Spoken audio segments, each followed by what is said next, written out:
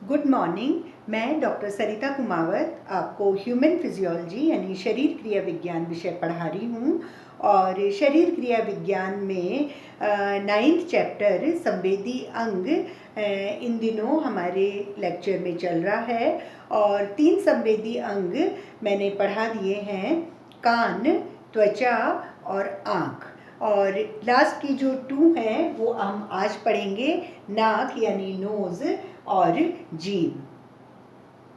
नाक जो संवेदी अंग है वो एक ऐसा अंग है जो हमें सूंघने का यानी गंध का ज्ञान कराता है। कोई भी गंध हो, वो अच्छी हो, सुगंध हो, दुर्गंध हो, या कोई सी भी गंध जो है वो हम सिर्फ नाक के द्वारा ही उसको ले सकते हैं। नाक में आगे की तरफ जो दिखाई देते हैं वो 2 छिद्र होते हैं और ऊपर पूरा पार्ट स्किन यानी त्वचा के द्वारा ढका हुआ रहता है।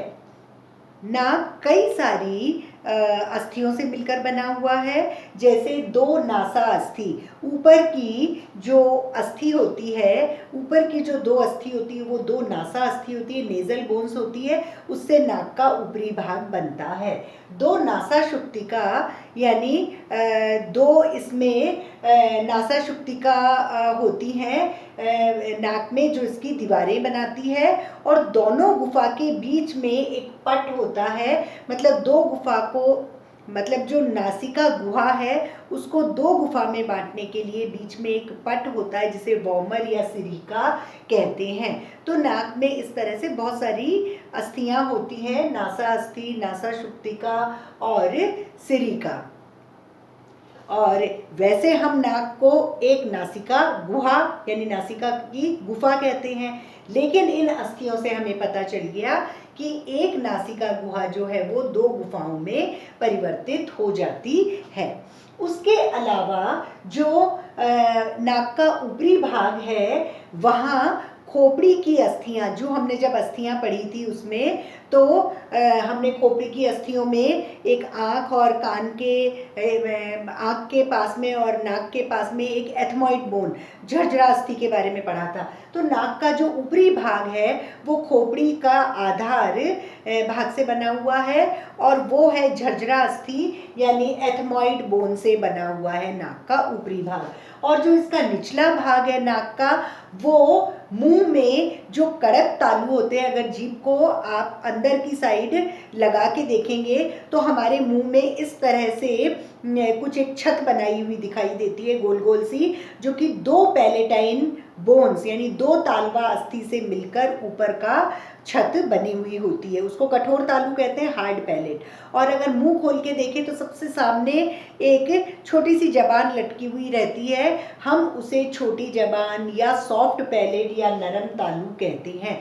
तो जो निचला भाग है वो कड़क तालू और नरम तालू का बना हुआ होता है। ऊपरी भाग जो है नाक का वो झरझरा अस्थि यानी एथमॉइड बोन से बना हुआ है। और जो इसकी पार्श्वीय दीवारें हैं, यहाँ ऊपरी जबड़ा आ जाता है, तो ऊपरी जबड़े और वापस से एथमॉइड बोन झरझरा अस्थि का बना हुआ होता है। नाक के अंदर वाला जो पार्ट है वहाँ श्लेष्मिक झिल्ली, एक बहुत ही पतली सी झिल्ली होती है श्लेष्मिक झिल्ली, जो कि वहाँ से एक श्लेष्मा यानी म्यूकस भी स्रावित करती है, एक चिकना पदार्थ।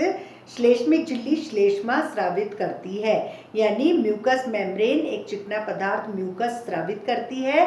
और अंदर वाली जो श्लेष्मिक झिल्ली है उसमें रोम जैसी रचनाएं, थोड़ी बाल जैसी रचनाएं भी पाई जाती हैं, जो कि बाहर से जो भी हम वायु ले रहे हैं या फिर कोई धूल के कण भी चले गए तो वो नाक के जो बाल हैं वो वहीं उसको रोक लेते हैं। रोकने के बाद में जो अंदर म्यूकस मेम्ब्रेन है वो एक चिकना पदार्थ म्यूकस स्रावित करती है यानी श्लेष्मा स्रावित करती है, और वो श्लेष्मा धूल के कणों को मिला के ग्रसनी में पहुंचा देता है, जिससे कि वो मुंह के द्वारा थूका जा सकता है। कोई भी गंदगी को श्लेष्मा ग्रसनी से बाहर निकाल देती है। उसके अलावा नाक में जो घ्राण तंत्रिकाएं होती है, ऑल्फैक्टरी नर्व्स, वो बहुत ऊंचाई पे होती है। वो एथमॉइड बोन की जो झरझरा अस्थि के बहुत सारे पार्ट हैं। एक खड़ी प्लेट होती है, आड़ी प्लेट होती है, बहुत सारी मुड़ी मुड़ी सी रचनाएं होती हैं अस्थियों की। लेकिन इसमें जो झरझरा अस्थि के सबसे ऊपरी भाग में छलनी युक्त कुछ पार्ट होता है, छलनी युक्त रचना होती है। उसके चारों तरफ जो ये ऑल्फैक्टरी नर्व्स होती हैं वो चारों तरफ पाई जाती है। मतलब नाक के सबसे ऊपरी भाग में एक छलनी नुमा रचना है जो कि एथमॉइड बोन, झरझरा अस्थि का ही एक पार्ट है। वहाँ ऑल्फैक्टरी नर्व्स मतलब घ्राण तंत्रिकाएं पाई जाती हैं। और ये घ्राण तंत्रिकाएं जो है वो हमें गंध का ज्ञान करवाती है। लेकिन जब कभी भी जैसे जुकाम हो जाती है तो हमें कोई भी स्मेल नहीं आती। क्यों नहीं आती? क्योंकि जो छलनी वाली जगह है वहाँ के जो टिश्यूज़ वगैरह हैं वो, वहाँ की श्लेष्मिक झिल्ली फूल जाती है। फूलने से वो छेद भर जाते हैं। छेद भरने से ये नर्व जो अंदर स्मेल ले रही है वो मस्तिष्क तक नहीं पहुँच पाती है। उसके अलावा नासिका गुहिका जो है वो, उसकी बोन्स आसपास में थोड़ी सी खोखली भी होती हैं। थोड़ी बहुत नाक के आसपास में अस्थियां खोखली होती हैं। एक होती है ऑस्टियोब्लास्ट जो अस्थियां बनाती है, एक होती है ऑस्टियोक्लास्ट जो खोखली करती है अस्थियों को। ये जरूरी भी है, नहीं तो सारी अस्थियां भारी होएगी तो वजन भारी हो जाएगा, पूरे शरीर को लेके कैसे चलेगा कोई भी व्यक्ति। इसलिए अपने आप ही ऑस्टियोब्लास्ट और क्लास्ट हमारे शरीर में होती है। तो नाक के आसपास में कुछ अस्थियां खोखली होती हैं, हम उन्हें पैरानेजल साइनसेस कहते हैं। और वो पैरानेजल साइनसेस जो है वो आवाज़ को गुंजाने का कार्य करती है। जैसे अगर कोई भी सामान नहीं हो और हम आवाज़ लगाते हैं किसी कमरे में हु तो वापस से दोबारा आवाज़ आती है। तो अगर खाली जगह होगी तो आवाज़ गूंजने वाली होगी। अगर नाक में कुछ भरा हुआ होता है तो आवाज़ पूरी नहीं निकल पाती। तो पैरानेजल साइनसेस जो है वो आवाज़ को गुंजाने का कार्य करते हैं। इस तरह से ये नोज़ यानी नाक संवेदी केंद्र गंध का है और ये कंप्लीट हो गया। ये हमने रेस्पिरेटरी सिस्टम, श्वसन तंत्र में भी पढ़ा था, तो वहाँ भी इसका क्वेश्चन आ सकता है और 5th वाली यूनिट में भी इसका मतलब 9th चैप्टर में भी इसका क्वेश्चन आ सकता है। अब लास्ट संवेदी अंग जीभ यानी टंग के बारे में पढ़ेंगे। जीभ हमारे शरीर में एक ऐसा संवेदी अंग है जो हमें स्वाद का अनुभव करवाता है। ये हमारे अंदर स्वाद का अनुभव करवाता है। ये बहुत लचीली पेशियों से मिलकर बना हुआ है और जो यहाँ कंठिका अस्थि है उससे मिलकर जीभ चिपकी हुई होती है और निचले जबड़े से मिली हुई होती, मतलब निचला जबड़ा और कंठिका अस्थि, इनके आसपास में ये लचीली पेशियों से बनी हुई होती है। और जीभ हमारे शरीर में कई सारे कार्य करती है, भोजन को उलटने पलटने का, बोलने का, भोजन को चबाने का और भोजन को अंदर डालने मतलब निगलने का। और सबसे बड़ी बात है जीभ स्वाद का अंग होती है। इसके ऊपर थोड़ी वो रचनाएं होती हैं, उनको पेपिली कहते हैं, अंकुर जैसी। और उसके अलावा जो भाग होते हैं वो टेस्ट बर्ड्स यानी स्वाद कलिका ही होती है। क्योंकि ये स्वाद का अंग है इसलिए जीभ पर स्वाद कलिकाएं यानी टेस्ट बर्ड्स पाई जाती हैं। जीभ के ऊपर कुछ टेस्ट बर्ड्स होती हैं और वो हमें स्वाद का अनुभव करवाती हैं। जब भोजन जीभ के ऊपर जाता है तो जीभ पर सलाइवरी ग्लैंड्स होती हैं, लार ग्रंथियां, जो कि लार को स्रावित करती है यानी सलाइवा। तो ये लार भोजन के साथ मिक्स हो जाता है और फिर ये यहाँ की जो तंत्रिकाएं हैं जीभ वाली वो मस्तिष्क तक संवेदना पहुँचाती है कि वहाँ ऐसा ऐसा भोजन आया है। तो उस तरह से वो संवेदना जब ब्रेन को पहुंचती है तो ब्रेन हमें स्वाद का अनुभव करवाता है कि जो हमने खाया है वो मीठा है, नमकीन है, खट्टा है, कड़वा है, इस तरह से। तो ये जो स्वाद कलिकाएं हैं ये हमारी जीभ पर जगह जगह पाई जाती हैं। जैसे जीभ पर सबसे आगे वाला जो पार्ट है वो मीठी स्वाद कलिकाओं का है। जब भी हम मीठी चीज़ आगे टिप पे रखते हैं तो जीभ की टिप से ही पता पड़ जाता है कि वो मीठी चीज़ है। अगर कड़वा है तो आगे नहीं पता चलेगा, अगर कड़वा है तो पूरा पीछे तक जाएगा और कड़वी स्वाद कलिकाएँ पीछे है। अगर आप नीम खा रहे हो तो उसका स्वाद पीछे जाने के बाद पता चलेगा, मीठा खा रहे हो तो आगे से पता चलेगा। और दोनों तरफ जीभ के नमकीन स्वाद कलिकाएँ होती है, कोई नमक वाली चीज़ होती है वो यहाँ जाने के बाद पता चलती है, और जो खट्टी होती है वो पूरी जीभ में बिल्कुल मैक्सिमम जगह खट्टी चीज़ यहाँ पता चलती है। तो इस तरह से स्वाद कलिकाएँ, मीठी स्वाद कलिकाएँ, कड़वी स्वाद कलिकाएँ, नमकीन स्वाद कलिकाएँ और खट्टी स्वाद कलिकाएँ हमारे जीभ के ऊपर होती हैं, जो कि हमें स्वाद का अनुभव करवाती हैं। इस तरह से ये 9th चैप्टर भी समाप्त हो गया है।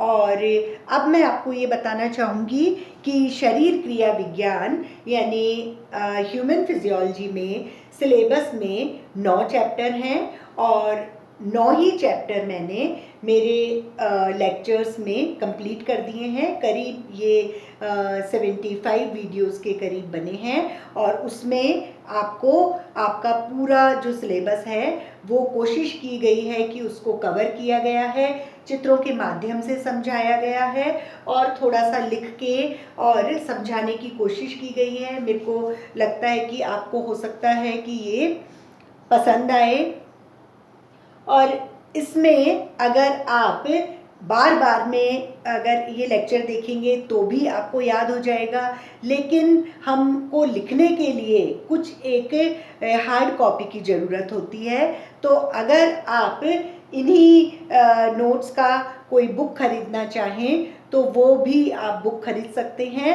तो उससे पढ़ेंगे और इसको भी देखेंगे तो आपके डबल आपको फ़ायदा हो जाएगा, क्योंकि जैसे मैडम क्लास में पढ़ाती हैं तो वो आपको वीडियो से हो जाएगा, और जो आपको हार्ड कॉपी मिलेगी, कई किताबें हैं, कई सारे ऑथर्स की किताबें हैं। एक मेरी भी किताब है शरीर क्रिया विज्ञान बाय डॉक्टर सरिता कुमावत, और बहुत ही पतली सी किताब है और बहुत ही सस्ती किताब है उस अनुसार कि जो बीए वाले बच्चे हैं, क्योंकि मैंने बहुत पहले बता दिया था कि इसी सब्जेक्ट में शरीर क्रिया विज्ञान में सिलेबस में सबसे ऊपर लिखा हुआ है an elementary knowledge is expected, कि मतलब हमको बहुत ज़्यादा नहीं पढ़ना है ऐसे एमबीबीएस जितना, और ये क्योंकि ये वाला सब्जेक्ट एमबीबीएस में भी पढ़ा रहे हैं, बीएससी में भी पढ़ा रहे हैं, सभी जगह पढ़ा रहे हैं, पैरामेडिकल में भी, लेकिन बीए वाले कोर्स में एक लिमिटेड तक ही हमको पढ़ना है। तो उतना ही मैंने मेरे बुक में भी लिखा है और मैंने यहाँ भी समझाने की कोशिश की है। तो आप को जैसा भी अच्छी लगे वो आप बुक्स ले लें या फिर इनको सुनकर भी आप बहुत अच्छे से नॉलेज पा सकते हैं। और जो शरीर क्रिया विज्ञान और ह्यूमन फिजियोलॉजी है ये एक टेक्निकल सब्जेक्ट है, तो चूंकि टेक्निकल है तो तकनीकी भाषा और तकनीकी वर्ड्स आपको लिखने पड़ेंगे। अगर वो जब तक आप नहीं लिखोगे तो उसमें मार्क्स नहीं आते हैं। लेकिन अगर उन्होंने कुछ मांगा है, अगर उन्होंने पूछा है कि जीभ पर कौन सा एंजाइम बनता है, तो अगर आपने लिख दिया कि लार ग्रंथि में टाइलिन एंजाइम है तो पूरे मार्क्स मिलते हैं, नंबर नहीं कटते। तो तकनीकी सब्जेक्ट होने के कारण इसको बहुत ध्यान से, लेकिन ये बहुत ही लिमिटेड है इसलिए हम इसको बहुत ध्यान से और जल्दी से अच्छे से पढ़ सकते हैं, जिससे कि नंबर बच्चों के बहुत अच्छे इसमें आ सकते हैं। जैसे मैथ्स में नंबर आते हैं, अगर 2 + 2 4 लिख दिया तो आपको फुल मार्क्स मिलते हैं, वैसे ही इस सब्जेक्ट में भी यही होता है, शरीर क्रिया विज्ञान में भी। इससे हमको डरना नहीं चाहिए क्योंकि ये बहुत ही सरल सब्जेक्ट है और बहुत ही लिमिटेड अमाउंट में हमको इसको पढ़ना है, और एग्ज़ाम में जो चीज़ उन्होंने पूछी है टू द पॉइंट ही हमको इसमें लिखना है। बहुत सारा नहीं लिखना होता, बहुत सारा लिखते हैं तो भी नंबर उतने ही आते हैं जितना आपको टेक्निकल उन्होंने पूछा है। तो मुझे लगता है कि जो मैंने ये लेक्चर दिए हैं वो आपको पसंद आने चाहिए, और अगर इनमें आपको लगता है कि थोड़ा सुधार की ज़रूरत है तो आप मेरे को बता सकते हैं। Thank you.